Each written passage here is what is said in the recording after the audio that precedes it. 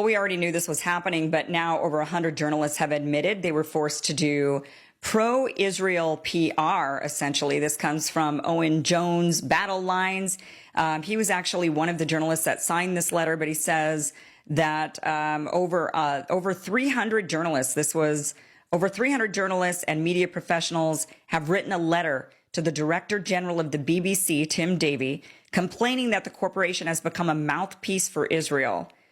In the letter, they say, we're writing to express our concerns over opaque editorial decisions and censorship at the BBC on the reporting of Israel-Palestine.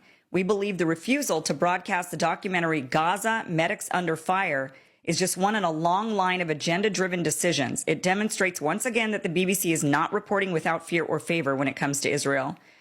They go on to say, we're not asking the BBC to take a side. We're asking to be allowed to do our jobs in delivering facts transparently with due context.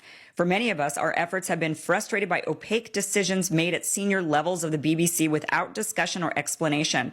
Our failures impact audiences. As an organization, we have not offered any significant analysis of the UK government's involvement in the war on Palestinians. We have failed to report on weapons sales or their legal implications. These stories have instead been broken by the BBC's competitors. It goes on to say, this hasn't been by accident, rather by design. Much of the BBC's coverage in this arena is defined by anti-Palestinian racism.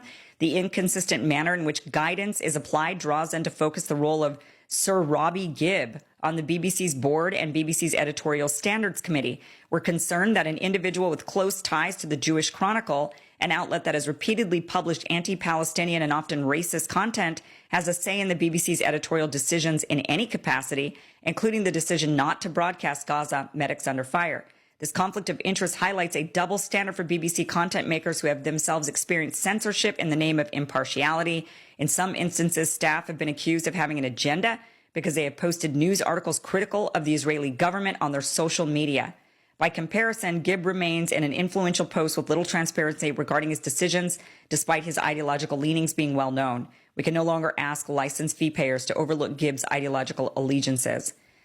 So they go on to say, there has been, despite these failings, when they're listing all of the failings of the BBC and saying, despite these failings, there's been a major shift within public discourse in recent months. Increasingly, the scale of Israel's crimes against the Palestinians are being understood by the public as well as many of our parliamentarians. The BBC's editorial decisions seem increasingly out of step with reality. Yeah, because they're saying that their outlet is being controlled by somebody with an agenda, or maybe multiple people with an agenda. This isn't really, I think, news to us.